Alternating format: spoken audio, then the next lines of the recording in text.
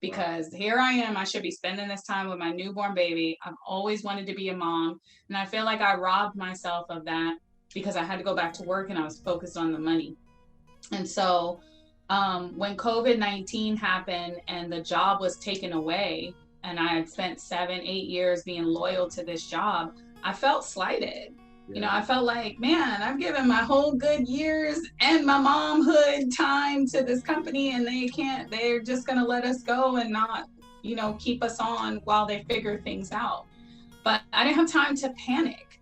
I'm a mom, I'm a wife. I need to make sure that we have income coming in because that's where I thrive at. That's where I feel good with that stability. But luckily, this business opportunity was brought to us 3 months in advance. And I didn't harp on it because I knew I was going back to work in the summer season and I wasn't sure if I was going to have the time to learn something new.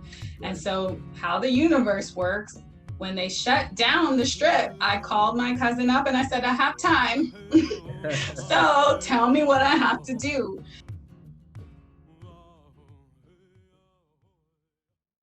You guys are living the life, working, making money around celebrities. How did you guys meet? Oh, it was crazy. I ended up changing because here I am, I'm following the money. I'm going around, Palms kind of started dying down. There's a lot of other mega clubs that come up. I'm moving from one club to another, and I end up at Marquee. And at Marquee, Tiffany's working at Marquee. Now,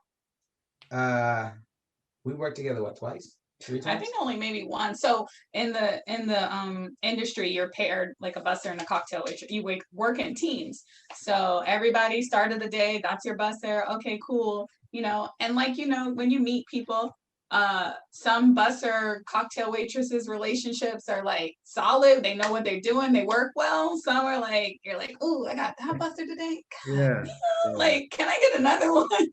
Yeah. And so we only worked together one time out of our entire career together. She was trash. I'm gonna say it before you say it to me. She was trash.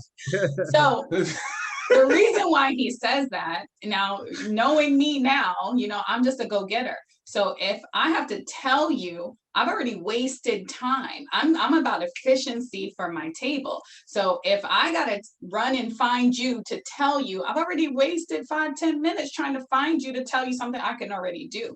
So he likes to be dependent on. He wants to do the same thing, but the guests talk to the waitress first most of the time. So I'm like, I'm just gonna go and get it. You catch me, you catch me. So we didn't work well as that kind of team, what he wanted for. She didn't communicate as a team. And as anybody else knows, what's the number one thing? Communication. Yeah. She just ran. But and now as I understand, I it makes sense now. Because after seeing like how other busters and things like that work, where I came from previously, like they were real militant. You had the boom boom, you had to be on point. So I was always in communication with my cocktail and find out what's going on.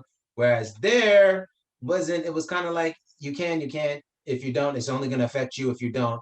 And so I can see why she became more independent to doing what she needed to do, not realizing like, hey, I'm a superstar just like you. Let's rock. Yeah. So like I was not always lucky to have superstar partners. So I just wanted to make sure that my tables would always, because at the end of the day, that's our money. So I'm not gonna rely on it's like a group project. I told Shawn, I was like, I was never good at group projects either, because I'm just gonna take it over because I need an A. I'm not gonna let anybody sink our ship. Yeah. I want to get an A. So we worked together once. There was no sparks. As a matter of fact, when I work, I work. If I ever work, I'm working. Like I'm not a type of person that's like, all right, cool. I'm looking, oh my gosh, she's hot or whatever the case is. And yes, in Las Vegas, there's a lot of beautiful, beautiful women, especially that work. Yeah, beautiful people all the around. guys look girls, good too. That's absolutely. why you have to audition. Yeah, so they do pick the best of the best looking people out there. So it was really great to be around that environment. But it's also numbing.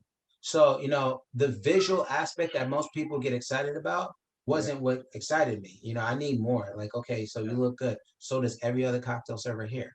Like, what makes you different? So what kind of connected us was one night and she was doing an outreach, which is, you know, he was doing outreach, right?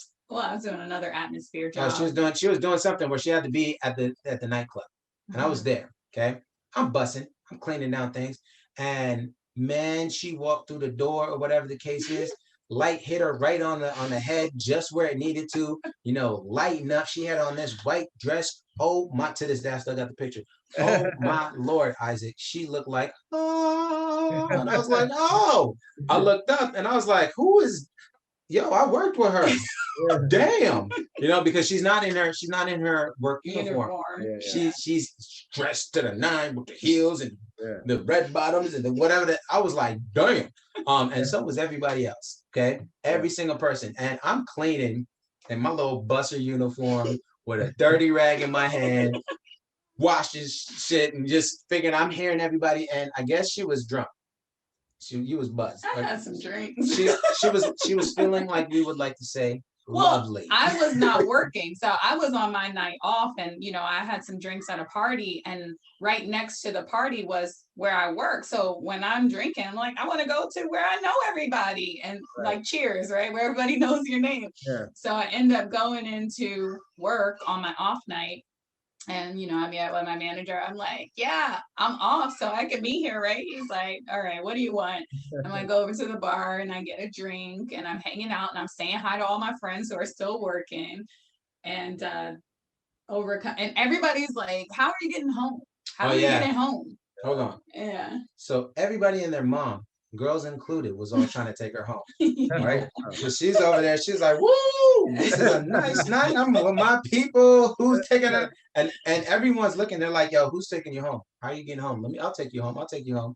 And I remember hearing everyone ask her, from managers all the way up, like, "Hey, I'll make sure you get home, right?" And she's like, "No, I'm good. You know, I'm good, and I'm good." And I'm looking at her. I'm like, man, I'd come around the area it wasn't even my section. He wasn't even trying to. I don't think it was even my section. No, I was cleaning. But I was cleaning things that I normally wasn't gonna be cleaning, and it wasn't even in my area. I wasn't even supposed to be over there. I think that was the one time my cocktail server was like, "Where the hell did you go?" And I'm just over here and I'm watching, I'm listening to everybody else, and I'm just like, all right, cool. And so she's like, I don't know, I'm gonna get home. And I said, I remember we were at the side station and I looked up and I was like, I'll take you home. And just like that, I was like, I'll take you home. And she looked up. I said no to just about everybody, and he said it, and I was like, okay. That rico suave gift of gab, buddy. I was like, yo, I'll take you home. So I wish I could say real cool, like, did it sound like that? Maybe it did, but I also had some drinks. But here's the funny part, right? So he's still working. So now I have to wait for him because I promised him. He was like, listen, I had a friend died. I don't want you to drive. Oh, well, you can't tell my spot. This is my spot. Well, I'm just telling from my perspective. Oh, no, you got to tell your perspective after. So I say, I'll take her home because, yes, remember when I told you, I did have a friend, he passed away when I was in high school, drunk driving. That was my intention. I was like, look, I want to make sure that she's good, she's taken care of or whatever the situation is. I had no other intention. Yes, she looked like wow. Yes, if I had the opportunity, I probably would have been like, bow, chicken, wow, wow. Yeah. You know what I mean? But that was not the first thought inside of my head. The first thing that actually ran through my mind was my friend that passed away. And seeing, that she's drunk, I was like, yo, I don't want that. I don't really know her like that, but still, that's not something that if I can avoid that, why not? I think that's so I was like, I'll take you home. But, and I think the way he said it was more like that. So it didn't seem like you just trying to be a creep. Stop. We're friends. No, it's not going down like that. And so his was a genuine, like, I'll take you home. Yeah. And I was like, I know him. We don't have any like attraction, or we never like spoke, or like he's never versed like, oh my God, I like you, Tiff, So I was like, okay, sounds safe. All right. He made you feel safe because he was sincere. Yeah. And everyone else was thirsty and he was sincere. Right. Right. And here's the problem, Isaac. She's in a nice, beautiful white dress. Well, I have a motorcycle. So, but here's the deal, Isaac. I stayed waiting for him for like 2 hours because he still they had to shut down and then they had to close. They had to do all his duties before he could leave. So I went up to the manager, because the managers are keeping me hostage too, because they were like, no, you can't drive. I was like, I'm not. I'm waiting for Shawn. He texted me. He said he's going to take me home. Yeah. So they're like, you sure? I was like, yeah, look at the text here. I'm showing them. And that's, the nature. They care. They want to make sure you're okay. And so I'm sitting in there. I'm having a heart-to-heart with one of my managers, and in comes Shawn. I'm like, are you seriously coming? Because by this time, I'm sober now. I could go home now, And he's like, no, I'm on my way up to the office. He comes in the office with a motorcycle helmet. I'm like, what is this? Are you serious? Do you see me? First of all, I don't even like bikes.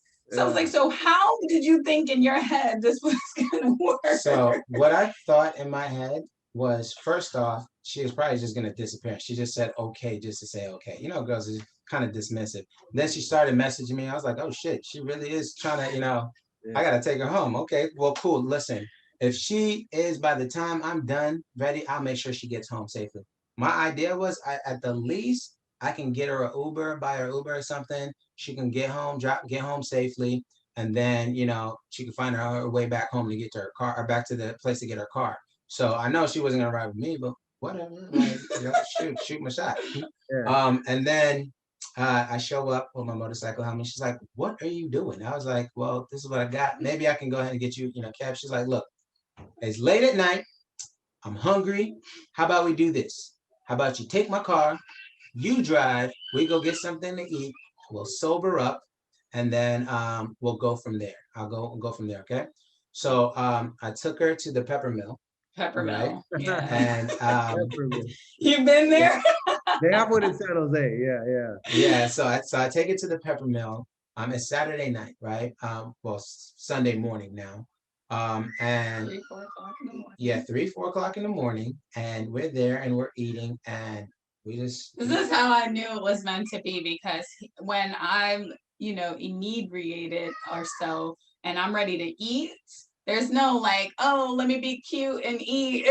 Like probably like a scene from a horror film, and I'm just stuffing my face. I don't even think he ate. Did you eat? Yeah. Oh, well, I don't remember that because I was so into my food. And we were there for 7 hours. Wow. 7 hours we sat there. We ate, then we got some drinks. We sat down by the fire spot, the little fire pit. Mm-hmm. She ate all the peanuts. I was like, damn, I don't think anybody else. Okay. Yo, can we get some more peanuts? Cause we had more drinks. Well, you had some more drinks. I had like one I was sipping on because I knew I had to drive. So I was sitting around and we were talking, and we were catching up about our future goals, what our lifestyle is, where we came from, our backgrounds, and just really getting to know each other. And she talked for 7 hours, and I listened for 7 hours, which is something most guys don't know how to do. So fellas, if you really want to get a lady, shut the hell up and listen. So we listened, and as I was listening, a lot of things that she said, like I said, it matched what I did. It matched who I was. And as weird as that sounded, like I was like, man, that's somebody I can actually spend a life with, if not build a business with, and like she had more than just beauty. She had a lot of brains. And I thought that was great, especially coming in an industry that's very vain. And not to say that my people in the industry, they don't have smarts. It's more based off of how you look. It attracts less of that and more, right, more of shallowness. Right. I understand. Yeah, very shallow. So when I saw the beauty, the brains, she wasn't just all about money. She, she had morals, she had ethics, everything about it. Like I was just like, man, this lady is world class right there. And we were, after that conference, I had a meeting. He kept looking at his watch, right? And I was like, do you have to go somewhere? Because you keep looking at your watch. And he's like, no, it's okay. It's okay. I had an appointment. And mind you, we started Saturday morning or Sunday morning, We left Peppermill and it was daytime. It was 11 o'clock in the afternoon, in the morning. And people that are getting ready to go to Sunday Sunday church. I was still in my nightclub dress, like doing was, the walk of shame in the walk morning. of shame. I was about to say that. And most people would think that we hit it off right then and there. Like that 7 hours of breakfast kind of, started, the segue. She was trying to take me home. I wasn't going. I still had my appointment, which, by the way, I ended up missing that appointment. I had to reschedule for the next day. And I can't remember what that appointment is, but I think it's for my knee or something after my accident. But yeah, so the next day, we didn't act like nothing happened. Yeah, well, it was just like, I think I like this. You know how you like when you first like somebody all over? This has been a long time feeling that they could feel that way. So it's like, oh my God, I think I like this guy. Like, and my girlfriends are like, who is he? My cocktail friends. I'm like, I can't say yet because I don't know what it is. Yeah. And I don't even know if he really likes me. Like, I don't know, let me find out. And we ended up playing cards like another night. And we were partners and we hit it off, and like we played the same card game that like we played spades. Mm-hmm. And we worked well as a function there. And just all the conversations after that, we would have these deep conversations about life.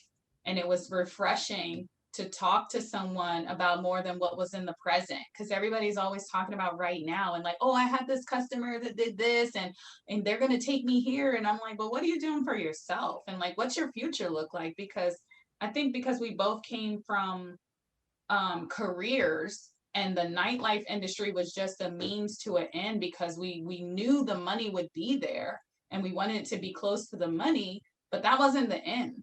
Like we were like, what? We were just using it. Yeah. And to network and to meet people and to figure out what else was out there that we could use to be great. I think at that time also, I had wanted to, I really dove into the nightlife industry because I wanted to own my own nightclub. Right. So I kind of learned from all aspects of it as we went along. And we connected, like, it was really great to see that and have that with somebody. That high school crush feeling you get, that's not something we really get as adults. No. Very, very rare. Yeah, mm-hmm. and I had that. We both had that, It's like, is he looking? It was funny because like we would go to work and we were like, hey girl, hey, what's up? Like, hey, oh my gosh. Is he and it would be funny because we had never worked together. We only worked together that one time. And so now like it's like going into work, you're like, you think we'll be paired together? Like and it never happened. Like we never got paired together. It'd be like on the other side of the club. And like so we'd like find ourselves just like meeting in the middle, like, oh, how's your day going? That's good. Yeah. Do you have some customers? Oh, I need some help. Maybe like my busser is like, why are you not asking me? Like, oh, I just asked whoever was around me. And then it was crazy, man. And we connected, we hit it off, and even our dating process was kind of weird, man. It was yeah. So in all transparency, I had. Hold on. Well, I'm just telling myself my side. I'm not going to tell you yours. So, when I was at Marquee, when I first got to Marquee, I was engaged to somebody from Florida. And they're about 10 years older than me. And at the time, in my given situation, like it seemed like the right thing. But as I wanted to grow and I was unhappy with my career and job situation, not necessarily with the relationship, but just my career. And I thought more of myself, and I was like, this is not it. This can't be it. I moved to Vegas without him at first because he was still finishing up school. And when he came out to Vegas later, I just realized that he, being 10 years older than me, was very, very happy being where he was. Mm-hmm. And I knew I was about to grow exponentially. Like I was not done growing, and I don't think I'll ever be done growing. And so it's like we grew apart, but too late for him to figure out that, oh, she needs somebody to grow with, even though he was 10 years ahead of my time. And so that kind of like separated us. I was like, hey, you're a great guy, but I don't see my future with you because my future is so big. I don't even know what it is, but it's so big and I'm not going to be content. There's no way you can reach my growth at this stage in your life, because that's not what you want, and I don't want to force it upon you. You need to want it. Right. And so I thought it was an adult decision for me to just get back the ring and say, you know, you're the right person for someone, just not my right person anymore. And it happens. And so for about a year, I was still living with my ex because it made sense financially, Yeah. but I was like no longer romantically involved. And, you know, as I became a butterfly and started living on my own, it got real. Like, you know, you think you could be an adult, like we could be adults about this, Yeah. right? No. You know, it just became like, I need to get out of here. Like, I don't care what the cost is. Like, it didn't work out that way. And so for me, it was hard to, after a while, date him because I was still living in that situation, even though he was just a roommate. Yeah. Just, I'm not trying to throw salt on the wound, but you know, it's like. It's a funny situation, and actually, believe it or not, it happens more often than not. I have a similar situation where I was with the girl for many, many years, like 7 years. I was just scared, you know, that comfort, you know, but I knew, just like you, we had different futures. So I finally, she was living with me. I finally got the guts to leave her, and she almost had a nervous breakdown. And then we had to live together for 6 months. Yeah. But it wasn't as nice as yours. She didn't even talk to me. She pretended like I didn't exist. So imagine living with somebody and you're like, hi, and they're like ignoring you. So anyways, that's not about me, it's about you guys, but just know.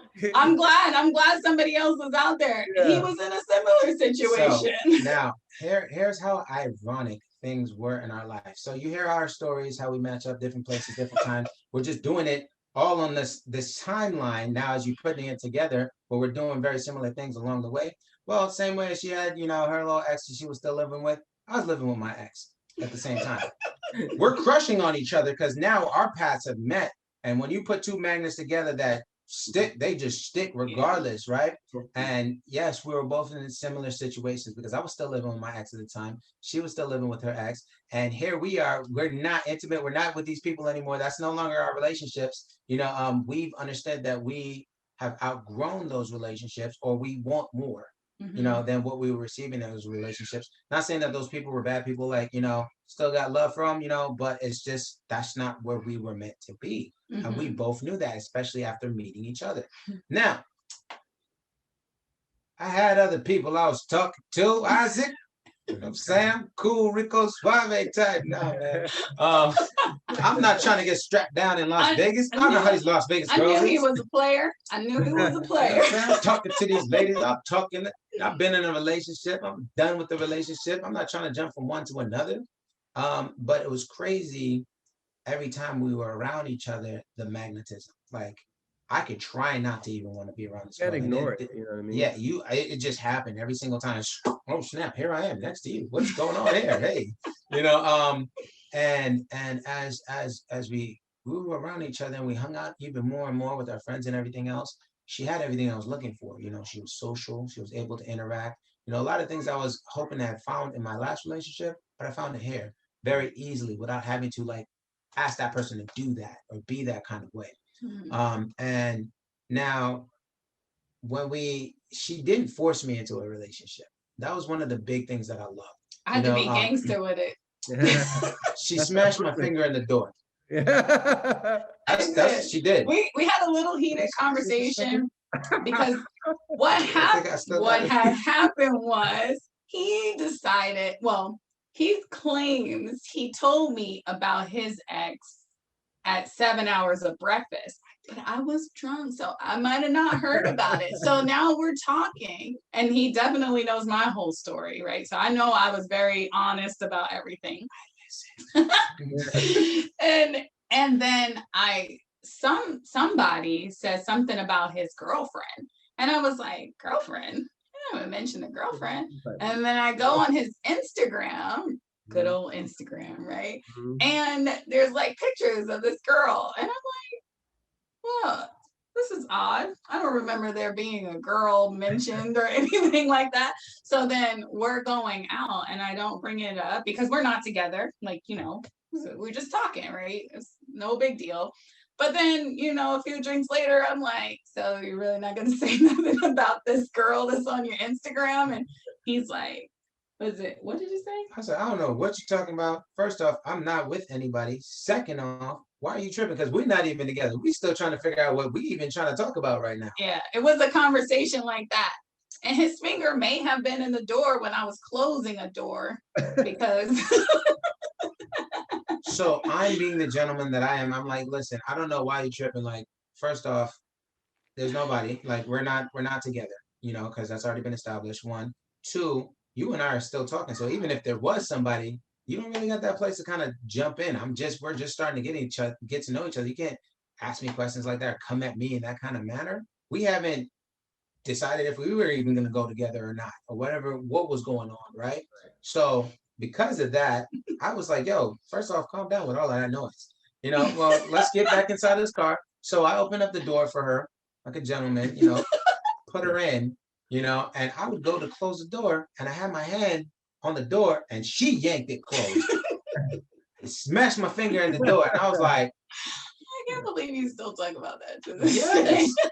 My finger is still, I don't know. There might be something wrong with it to this day. My digits is off.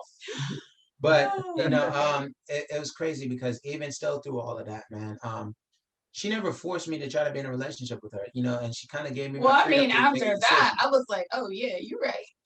But you're right. We are not together and we don't have to make any decisions. So at the end of the day, in my life experiences with people that I've been with, I've realized, and from my mom, that you can't force somebody to want to be with you, because at the end, it's got to be their decision, because at the end of the day, you don't want it to be them 2 years later regret the decision that they didn't make. Yeah. So I was like, this guy is somebody I see spending the rest of my life with, building something with, whatever it might be. But if I force him, if I'm like every other girl that's like, no, you have to be with me, then I'm going to drive him away, or it's going to be a decision that I made for him. And who knows if that I need it, because I'm at this time, I think I'm 30. What am I, 30? I don't know. 31 maybe. Yeah. Maybe I'm 31 and I'm like, yeah, I'm not really looking to start all over again for fun, So in my early 30s, and I'm like, I need this decision to be his decision. And if it's not, then it's not meant to be, and I'll go cruise around a little bit until it is, or if it is, then it is, but it has to be his decision. And so that's kind of how I placed it to him. And I was like, so grown woman style, just like, yo, I don't need you. Yeah. I would like to build something with you. I have this attraction for you. I see some great things with you. I'm attracted not just to you physically, but inside, like everything you speak of, you're speaking all my languages, and beauty fades. But when you think about years down the road, like, can I stand this person? Like, are we gonna bump heads on some things? And he had it all, and I was in love with his desire to want to make the world a better place, to love a lot of people. He's a stand-up guy, and I could see that there was no facade. There was no like, this is my representative, he likes to call them. Right. This is my representative showing up to this date, but let me show you what's really going to happen later. And it was a beautiful inside thing that attracted me, and that was the magnetism that was unavoidable. But I wanted him to say it. I needed him to make that decision. Yeah, it takes a very secure woman, and obviously to do that, because I'm not going to say women, guys too, it takes secure people to enter a relationship that way. And that's actually the best way to enter it. I mean, it's crazy because you guys were in the midst of like Sin City, they call it. Right? You know what I mean? Like just the fact that you found love in Sin City shows that it's legitimately real. You know what I mean? Because that's the place where it destroys Oh yeah, relationship. Or, we've seen the bachelors and the bachelorettes. I'm like, you getting married tomorrow? What the? yeah, You yeah. know, one of the other things, man, I do want to say that kind of made me, that sealed the deal for me with her was beauty does not fade with her. So, that's always going. So that's super fire. That part. And then she allowed for me to blossom and build more into who I am. Like I've always had a great set of skills and abilities to do a lot of things, and I've always known that in me. And I've always wanted somebody that would help me like really bring that forth. Like most people just expect for you to just be great. They say behind every great man is a great woman. Well, she pulled that out of me. I wasn't organized at all for nothing. And she allowed me to learn how to be organized. She allowed me to learn how to go ahead and develop into the man that I'm constantly growing into every day, man. Like, shoot, we all act like we're supposed to come out here perfect. I made a shit ton of mistakes. We still But making mistakes. having her by my side, it made me want to do better. That's It awesome. definitely made me want to do better. Shoot, I even wrote the song. Yeah. If you guys don't know, he also is a musician, Wow. self-taught, and he sings and he freestyles and he raps and he does it all. And we would just kick it when we were talking, right before we started actually dating. We would just kick it. We would go to the park. Because remember, now we're living with our exes, so we couldn't really just go to each other's house. So we go to a park in Vegas, right? And just chill in the car, play some music. And he really opened up and he was like, started singing. I was like, I didn't know you can sing. He's like, yeah, I have a few songs written. And I would make him, I was like, I want to hear them, or let's make them up right now. And he would just, freestyle and rap, and everything he sung about was about making the world a better place. And just like, I thought it was so dope that he could do that, because my brother can rap too. And I've always like just loved that he could share his vision that way too, musically. And I was like astounded by that. So we would get together and have little jam sessions. Then he found out I could sing a little bit and he was like, okay, now you gotta go. And I was like, no, only in karaoke when I'm having some drinks. Man, Jay-Z and Beyonce. That's right.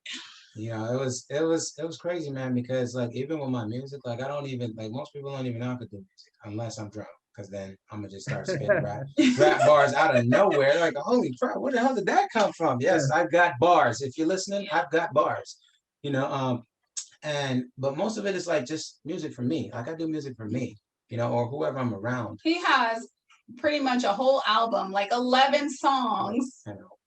Yeah, 11 songs, like fully written. And I'm like, when we publishing this thing? Like, I'm the person who's like, we need to publish these. We need to get them on SoundCloud. We need to sell them. And you can make more money doing this, because there's some people out there singing right now making money and they do not sound like you. Yeah, trust me. He's like, you think I'm that good? I'm like, listen, I'm just waiting for the market. What do you need from me? Hey, make it happen. I mean, it's still gonna, I'll still put my music out there eventually. I keep it to myself, man. It's it's like your art. It's my representation of who I am, and that's very personal. Like I have a song called 1-2 for her that was specifically written about her, our 7 hours of breakfast, our future, everything else that we have, and she's my muse. So, but that's mine. That's my own, because whenever you put things out there, you have people, they want to judge. They always want to judge everything that they don't know, but what they don't understand is like, I'm not trying to make gibberish music or whatever the case is. That's my passion. That's pieces of me, how my emotions are. Mm-hmm. So when I put it out there, I'm the type of person, man. Remember, I came from the streets. If you get to talking about my emotional side, like you can either like it and say you don't like it. I don't care. That's cool. Don't come critiquing what I put, because I might have some problems. Chitty chitty bang bang. So I'm not gonna put it out there.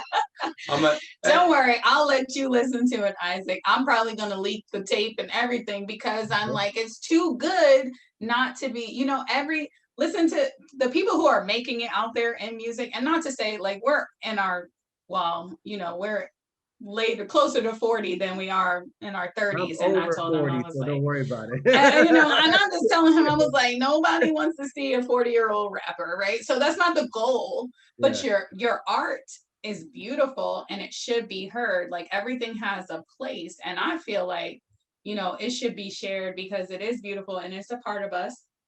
It's a part of our story. And that talent, it's not going to be like, are you going to be on stage 45, like singing your song? No, but you could be playing it when you're speaking to people. Maybe you never That could be the intro. Yeah. In the social media age, you could do anything. Get an Instagram, put his music on there, put it on that. Right. I mean, just do it. I mean, like you said, I like what Pastor Adrian Ewing always says.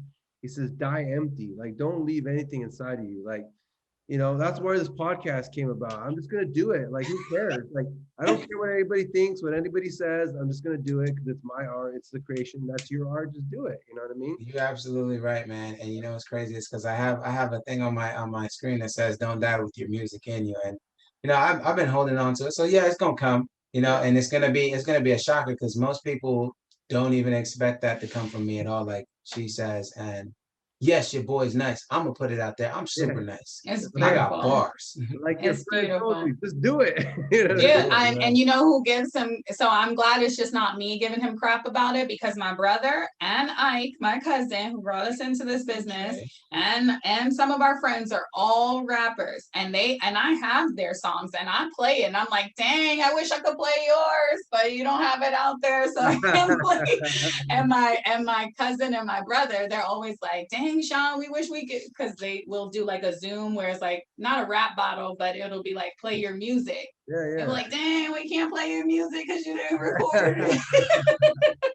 A little jab, but he just has to do it because it's beautiful. And you're right, it should be shared. Be shared with the world. Share your talent with the world, Shawn. They need to hear it. I do it live. So now you guys are building an empire together, right? You guys found love, and I just think it was meant to be. I truly believe in these types of relationships, by the way, but I also know that you can connect and click, but it takes a lot of work for it to stay. Because I had the similar experience, but mine didn't last because I wasn't mature enough to put the work in, right? But now you guys are together. You guys have an awesome son. You're building a business. You're CEO and CEO. Let's talk a little bit about that. Talk about your business. Talk about how you guys are helping people. Talk about where you guys are headed, the growth, the why. Let's talk about all that. Okay. Well, that's exciting to talk about because if you heard what we did say was I looked over at Shawn in one of those car moments, where he's doing his music, and I just looked at him and I said, you know what? If we don't work out as romantically, I would start a business with you, like straight up. I don't know what that business is, but I would be in business with you because you got that mindset, right? And he was like, I dig it. and was it 5 years later? Right? 5 years later, here we are. We definitely got romantically involved because we have a 3-year-old son. Right? And through the trials and tribulations of life, relationships are not easy. They're not all butterflies. Everybody looks at us and they're like, I want to be like you guys. Do you have what it takes? We bump heads, we're not perfect. We're like everybody else trying to figure it out, but that work. And that says a lot about the way we built this business. So this business, obviously, we had no idea what business we wanted to start. Shawn, I'll let him tell his side, but I was still working at Marquee until COVID was like, shut that down. Nope. Shut everything down. And now I'm in a panic because I like stability, right? And I knew I did not want to be a cocktail waitress forever, especially because I worked my entire pregnancy with my son. Wow. And that was very hard for me, not because I was healthy. I worked every shift. I gave all my hours, like girls would call me and say, hey, can you pick up my shift? I know you like to work. I don't like to work. I'm pregnant, but I like money, so I will work because a shift means money. And so after being pregnant in the industry and working, that was a feeling like I was like, I want more kids, but I do not want to do that again. I had no maternity leave. I went back to work 3 weeks after I had my baby, and I felt like a terrible mom because here I am. I should be spending this time with my newborn baby. I've always wanted to be a mom, and I feel like I robbed myself of that because I had to go back to work and I was focused on the money. And so when COVID-19 happened and the job was taken away, and I had spent 7, 8 years being loyal to this job, I felt slighted. You know, I felt like, man, I've given my whole good years and my momhood time to this company, and they're just going to let us go and not, keep us on while they figure things out. But I didn't have time to panic. I'm a mom, I'm a wife. I need to make sure that we have income coming in because that's where I thrive at. That's where I feel good with that stability. But luckily, this business opportunity was brought to us 3 months in advance. And I didn't harp on it because I knew I was going back to work in the summer season and I wasn't sure if I was going to have the time to learn something new. Right. And so how the universe works, when they shut down the strip, I called my cousin up and I said, I have time. So tell me what I have to do. And, I wasn't scared, which is a first. And I think it has a lot to do with Shawn because he has been in the entrepreneurial role a lot. Like, he's just like, all right, let's do it. And I've always been at an employee role where I've always had a stable income. And if I'm not, I'm going to go find the next best thing, the next best job that has that stability. I knew how to find the money until there was no money to be found. And so I had no choice but to jump onto this venture. And I looked at myself and I was like, I did say we would start a business one day. Well, maybe this is it. And then when I found out and then when I found out what I would be doing, which was educating people. There you go. Right? And making a lot of money doing it. Yeah. I was like, oh, I see you, universe. You are smart, And so the idea behind our business, it is named Skywalker Consulting because our son's middle name is Skywalker. And Shawn and I always talked about legacy, wanting so much more. We all know that we don't make it off of this earth alive, right? And what does that mean for the rest of the people who are left behind? We want to be remembered and we want to impact as many people's lives as we can. And we finally, we've always been the one in the circle to bring everybody together and be impactful. And people will remember us for what we did before, but now we can make more of an impact. And that's always been the goal separately and as a couple, to just do more in this lifetime. And our business allows us to do that. So I'll let Shawn kind of talk a little bit more about that because that's his forte. Well, for me, I've always looked at opportunities as what we ask for. A lot of people sit here and it's crazy when I see people and they're like, man, I wish, I just had this much money, or I wish I had this opportunity. I wish I could do this. I wish I could do that. And often, more than none, I've seen a lot of people just let opportunity pass them because of, past indiscretions or past things, that traumas that may have happened to them that stop them from moving forward into something else new. Me personally, I can speak from that. That's the reason why I haven't put my music out. Past traumas make me nervous about putting my music out. Everything else, I don't really care. But that's one thing now I got to go ahead and, now that you brought it to my face, Isaac, now I got to go put it out. Thanks a lot, brother. Appreciate that. Yeah. So that's one of the main things. But for me, I calculate risk. All right. What's my risk reward? Okay. And that's what I do with a lot of different things. And then I also had to take into consideration, I left my last relationship because I wanted more, not just more from that person, but more from myself in life, so I always wanted to level up. And just like Tiffany said, we didn't look at our jobs as the end all be all. Like, that was not where I was trying to spend the rest of my life as a busser, sitting around saying, all right, cool, son, it's career day. What does your dad do? He's a busser at the nightclub. That's not something I want. Yes, that money is great. So I don't give a crap if anybody said anything about it. But that's not what I want as a representation, especially if I'm trying to leave a legacy. Not necking anybody that's doing that, because like I said, it's good money. But as I got older, I had to evolve with it, and there came a point way before this, that I started making my decision and my transcending. And that happened when I started getting with Tiff. I started leveling up because I'm like, yo, this is a beautiful queen. We're in Sin City where there are people that spend millions of dollars. Anybody could swoop her up away from me. Yes, my good looks and charms could only hold her for so long, but eventually that's not going to be enough. I got to do some more. I got to go ahead and show her that I'm the man, that she wants to be with. Show her that I'm the man that I said I am, and not just talk about it, but actually be about it. So I kind of started leveling up. I moved from being a busser into becoming operations manager for the nightclub. I ended up then, and I took a chance, man. One of my friends, there was a venue. There were 5 venues that were being opened up in California, and I threw my hat in, just like Tiff. I was like, "Yo, here's my resume. Like, I know this venue's opening up. I don't know who's going for it, but I'm going for it." I remember having that conversation with him too, because I knew he came to me and he was like, I think I want to go for management. And in my head, I was like, why? Because you make more money as a busser. Your time is freedom. Because when you go into management, this is why I never wanted to be a manager. It sucks more time out of you and you don't get paid for that time. You might get a little pay increase to be the manager, but you work 24/7 then. As a busser, you clock in, you clock out, you done. And you make more money. And when he told me that, all I could do was say, I support whatever decision you make, but do not think that I think any less of you because you're a busser. I know what bussers make. Okay. So if it's a money thing, I have no problem introducing you. Here's my boyfriend.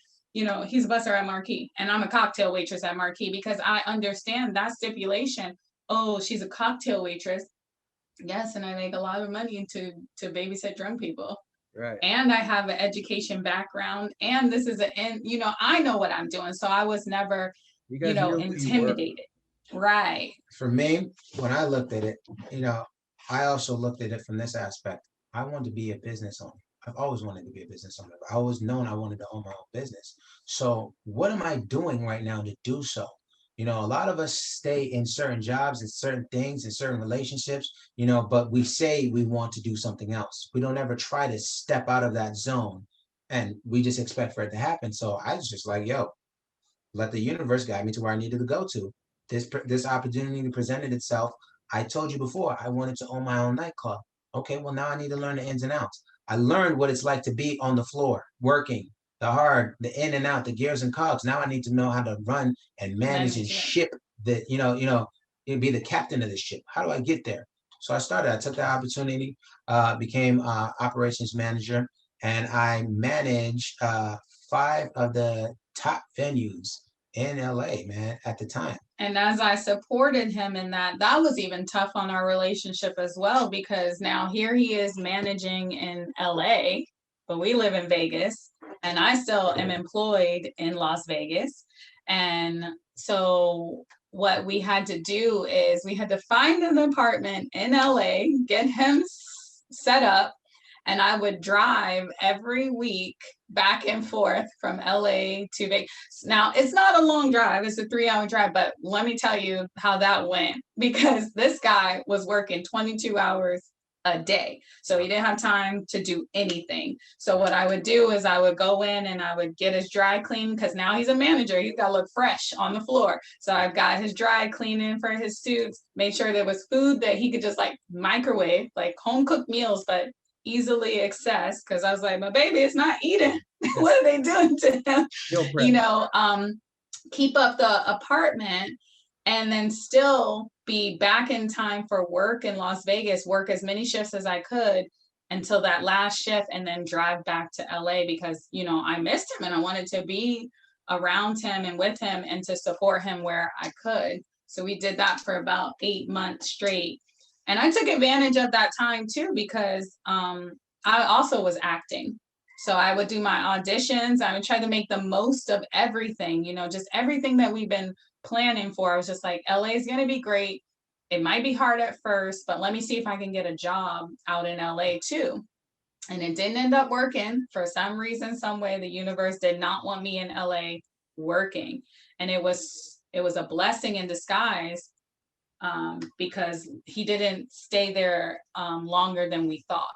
So, being there, I was a part of one of the greatest, companies. Being with Tile Group. Tile Group is one of the best companies that I've ever worked with, because of the fact that it was like Harvard School for Business, but you were actually in it live. Like, people get taught it. I was really living it, in it. Like, I got to see it in the field, and I learned so much in there. But along the way, I also learned, all right, cool. What am I going for? Like Tiffany said, I was working 22 hours a day, man, just nonstop crushing it. I ended up getting sick. I got a huge, a crazy, I just went boom, got a crazy kidney infection, that put me out for longer than I expected. And then it started letting me realize, all right, cool, man, I'm dying for a company that will, at the end of the day, replace me. And it's not to say that they didn't value me, but the truth of the matter is, if I'm not able to go ahead and fulfill the needs of that position, you got to put somebody else in there to go ahead and keep your business running.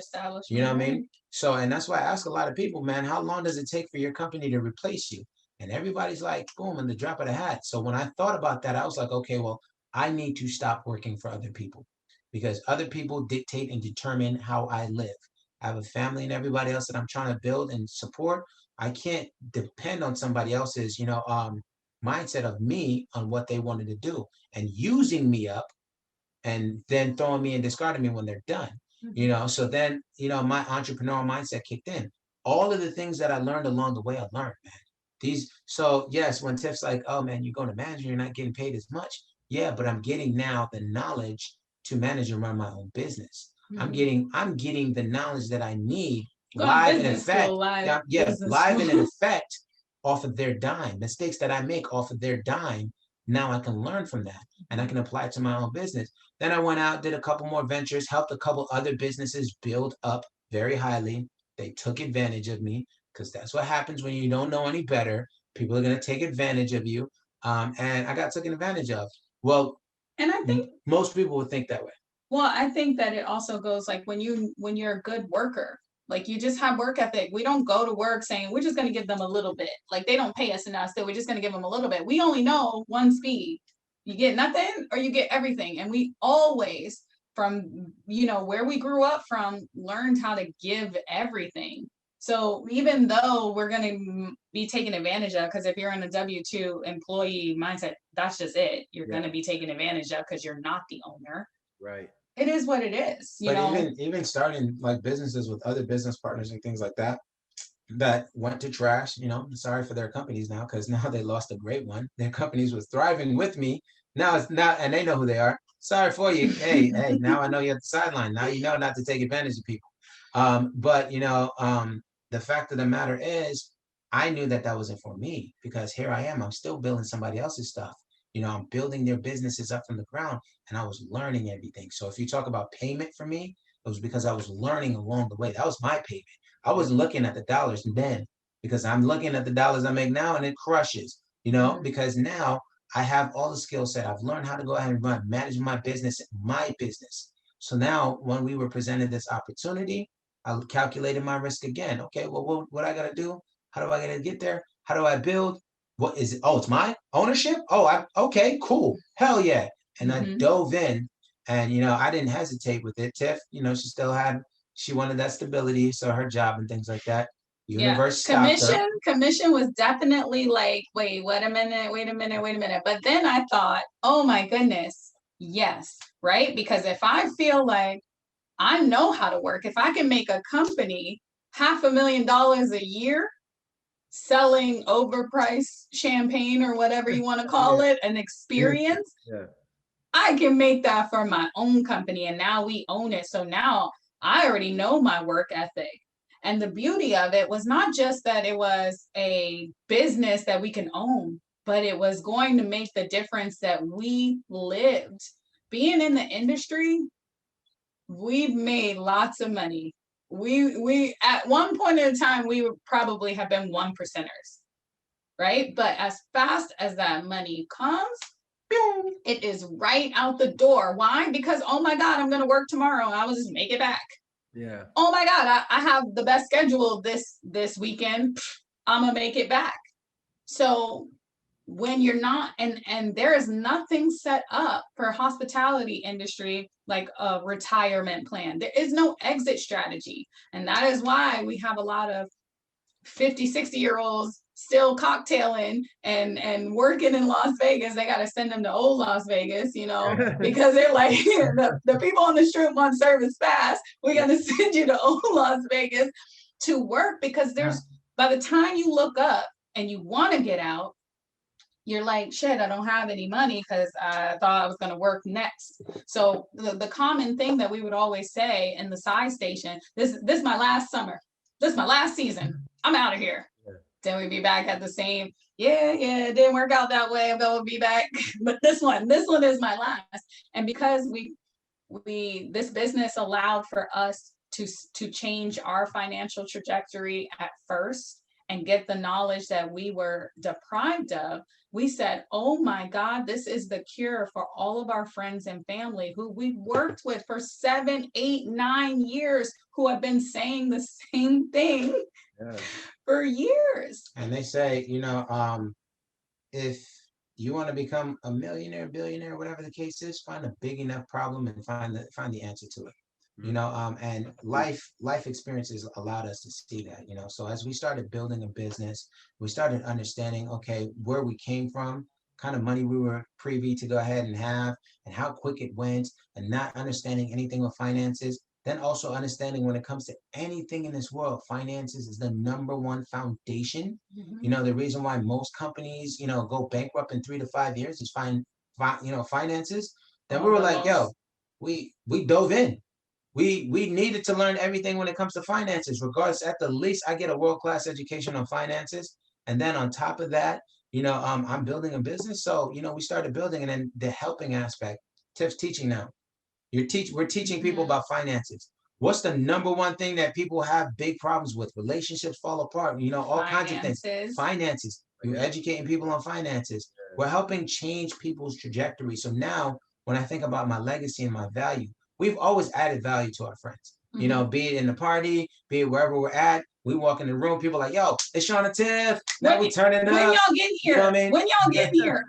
You got 100 other people at the party. What you need us to be there for? So just like with everything in our life that we've leveled up, we've now leveled up the value we add to people's lives. Instead of just being able to add value to you now, here and now, we're adding value to your generation, to your family. Because now we're able to go ahead and change your financial trajectory to a point where you can go ahead and create generational wealth for yourself. Right. You can go ahead and be able to have a nice tax-free retirement. You can understand exactly how finances is working from the bare minimum all the way up to how you need to get to, and it's not hard. And you can have a sustainable side business that will keep you from maybe not having to go back to work, maybe having, a good winter, because winter season is slow. And a lot of us struggled in the winter. And that's why, you starve somebody, they're ready to go back, and yes, the industry was fun and great, but how long can you do that? When you start to have a family, things change. Who's going to watch the kids? Who's going to take them to school? You don't want to pass down your cocktail job to your children. Most people don't even want to pass on any regular job. And so now you get to show people ownership, like something to take home for you, because we work doubles, triples, and everything just to make what we could make in our business, in one pay cycle. Right. And then it's gone for them. But when you have that financial stability, when you understand finances and the rules of money, everything that we were not taught, now you get to keep it. Now you get to grow it. Now you get to make sure that it's there for your future children. I think about all our friends in the industry who have children and they are killing themselves. Literally, your body, when Shawn said he got sick and got a kidney infection, we are not eating right. We are not sleeping right. We are not drinking enough water, and we put our bodies through the wretches to make this money that is not there in 6 months. Not only that, man, but we're a part of the #1 financial team in the country. Like, when we work jobs and things like that, they don't know your value. They only see you as a position. I've never been a part of a financial company or any kind of business where they actually see your value and they give you your value and they believe in you and they grow with you and they push you to do more and build more and see your value and your worth, man. And that is one of the most powerful things that I've ever seen, because most of the time we just get used up. And life, we weren't born in this world to just come here, work all of our lives, and then at the end maybe have a couple of days to go ahead and enjoy it. Like, we're in Hawaii right now, bro. Like, we've experienced a lot of things, great things in our lives, but the fact that we have the freedom to now go wherever, change lives as we move along the way, and enjoy our families, being able to spend time with my son, like, that's one of the best feelings in the world. Like, it's great to make money, but spending time with my family, man, that's clutch right there. And that was a big thing for me too, because I had to go back to work and I didn't get to enjoy my son. And I felt like I rushed my pregnancy because I was like, yeah, I got to get rid of this belly because I need to look great again for the position that I was in, And I didn't even get to do my maternity shoot because I was working all the way up and he came early. And I was blessed to have a healthy pregnancy, nothing went wrong, every healthy baby, all of that. But I missed so many moments. And now owning our own business where we can travel, I am enjoying every single moment of building something. Shawn says like he needed to make more money because I was around millionaires all the time. That's great, but that's their money. I never wanted to come into something for somebody else's money because I know where I came from. I've worked for every single thing that I've gotten. And so it makes me have that confidence to know that we're building this together. I didn't come into his money. He's not the owner of this. We're 50-50 building this brick by brick, one step at a time. Success is not overnight, but our son gets to watch that. So when he watches us build this business, help families, create this empire, who's he going to look up to? It's not going to be Jay-Z and Beyonce. It's not going to be like, LeBron. It's not going to be like the celebrities out there that, you want to look up to. It's going to be your parents and what they've done. And that feeling to me, if I'm not here till I'm 70, 80 years old, just him seeing it now, he's already picking up on all of that. You met him, and he's just like, we got another meeting, come join us. Like, even the way he talks to people at 3 years old is something that I can be proud of. And definitely, obviously I have experience with the organization you guys are talking about, but that is definitely something you don't see almost anywhere. An organization where they basically they do whatever it takes to make you successful, even if they have to drag you across the finish line. That's right. You know what I mean?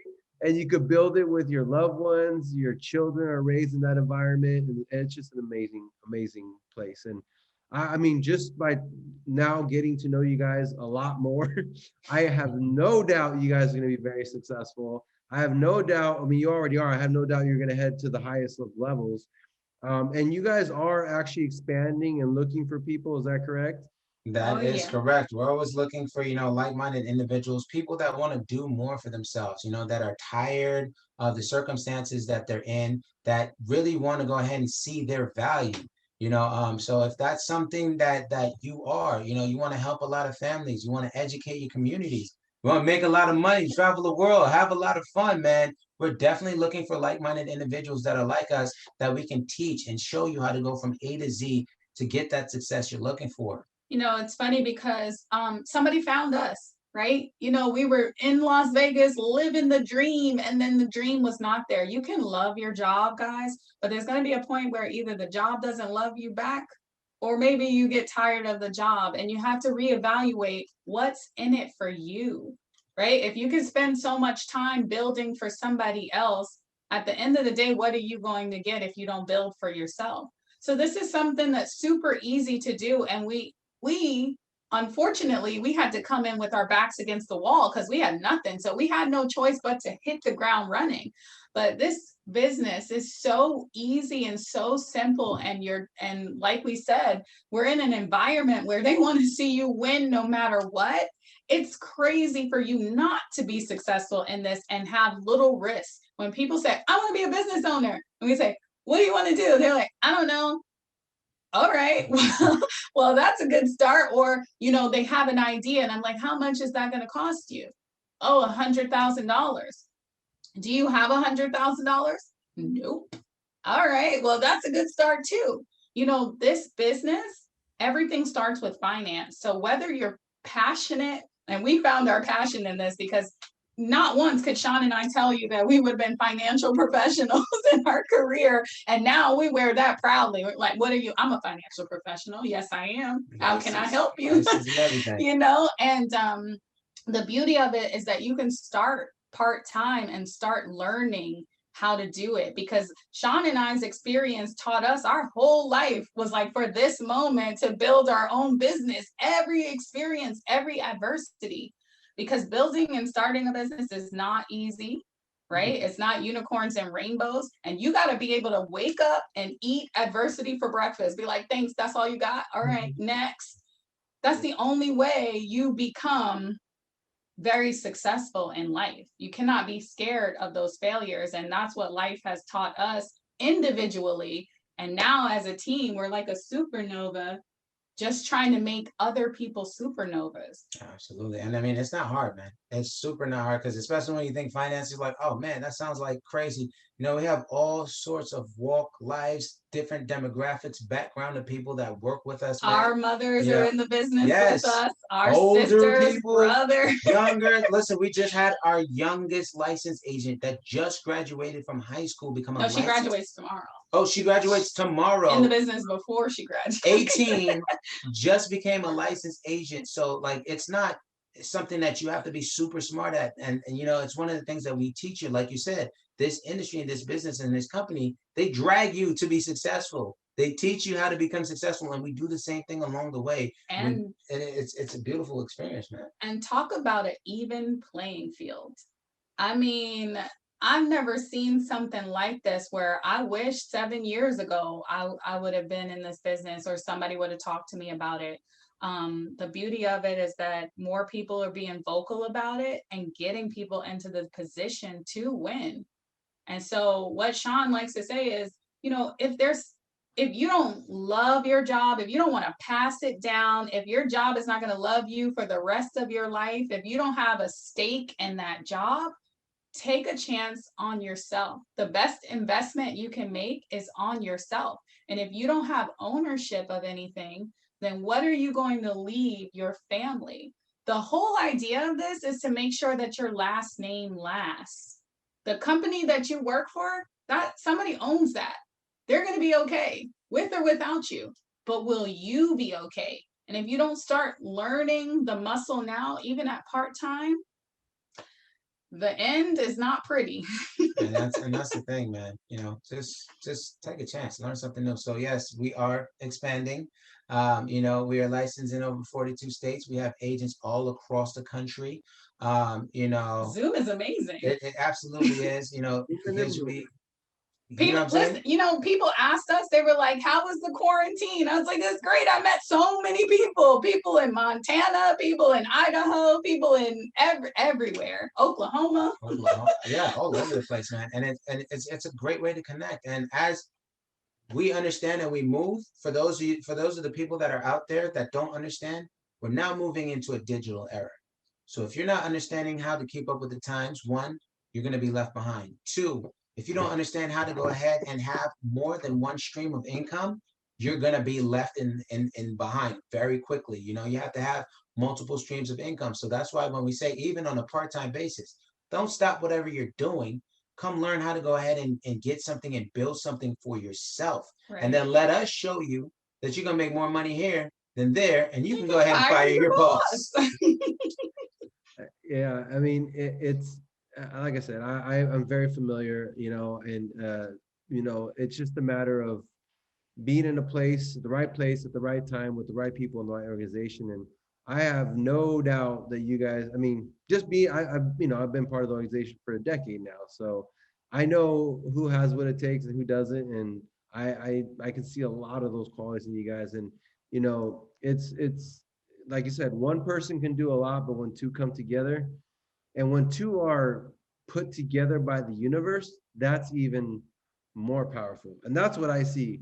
I see two people that come from different worlds, but have the same journey and are headed in the same path and are put together by the universe, to be honest, right? And it's not going to be easy, but it's definitely going to be worth it. And I'm just very happy that you guys were able to come on the show and share your story. And I'm excited to see where you're headed. You know what I mean? I'm excited to see where you guys are going. Your son is amazing, and I have no doubt you guys are going to do very, very, very well in this business. Thank you. Yeah, no problem. Any last words that you guys want to give out to the YouTube world before we wrap it up? You know what? Just believe in yourself. My biggest thing that I say to people is if you've never quit a job before, right? Don't quit on yourself. Give yourself the same energy. You deserve it, right? Give yourself the same energy, the same time, the same effort that you would someone else. Because at the end of the day, you are the most important thing on this world. So give yourself that same respect. Yeah, I saw a meme that says if you could work 8 hours for another person, you could do 2 hours for yourself. Exactly. Absolutely. Exactly. My thing for the YouTubers and everyone out there that's listening is stop waiting for an opportunity to happen and make an opportunity happen. Don't let your test determine exactly where you're going to go. Turn your test into your testimony, because if it was all peaches and rainbow and it was great in the beginning, then you have nothing to connect with people from. All of those trials and tribulations, our adversity, our stories, as you listen to everything that we went, that's what led us to where we're at right now. And the thing is, we just kept taking a step forward. We kept growing. We kept going. We kept learning. We did not stop, and we're not going to stop. We are unstoppable. Okay. You got to also know you're unstoppable yourself. You're worth it. You're here. You're listening to this information. You wake up in the morning. You have another chance to achieve what you want to achieve. But if you sit down and you stick in that muck and you say that you can't achieve it, then you won't achieve it. You're absolutely correct. But go ahead and push forward. Take a step. Try it. Try something. I don't care what you do. Call us, Skywalker Consulting.com. Come find us. If you want somebody to go ahead and breathe some life into you, I will definitely breathe life into you. Believe in yourself. You're believe you're here for a reason. And it's not to work. It's not to work just a job for somebody. I'm telling you right now, it's to do something more with your life. So do something more. And if you happen to be in Las Vegas on August 3rd, we are hosting an event out there. Skywalker Consulting is hosting an event, and it's called Hospitality and Finance, right? Because we come from that background also, and we know our friends and family need help. So if you are in the hospitality industry and you're going to be in Vegas August 3rd, we'd love for you to come to the event. You can get tickets on Eventbrite, and that's on our website, www.skywalkerconsulting.com. So you can get your tickets there. And we hope to see you, because we want everybody to have the bright financial future that we have and that we're teaching everybody else to have. And then, I'm pretty sure you'll probably plug in our little IGs or whatever, but, we'll leave it all in the description below for sure. Boom, boom, you know what I mean? So definitely, man, it's been a pleasure to be on this call with you, Isaac. And we thank you for all of your great friendship, your leadership, and the amazing questions you had, man. We see nothing but great success for your podcast, and it's a pleasure to say that we were a part of this finally, man. And that we'll have to get them on Green Table Talk too. Yeah, let's go. Yes. I'm ready. Let's go. That's right. All right. Well, thank you guys so much. Again, you guys are amazing. And like I'm not joking when I say the universe put you guys together, but now it's up to you. You know what I mean? Now it's up to you. And I have no doubt you guys will do it. But once again, if you guys like this podcast, and if you're still with us, thank you. Please subscribe. Make sure you smash the like button, hit that little notification bell. We'll leave all their information in the description below. Thank you guys so much. Thank you for tuning in. And as always, follow your bliss. Follow your bliss. Thank you.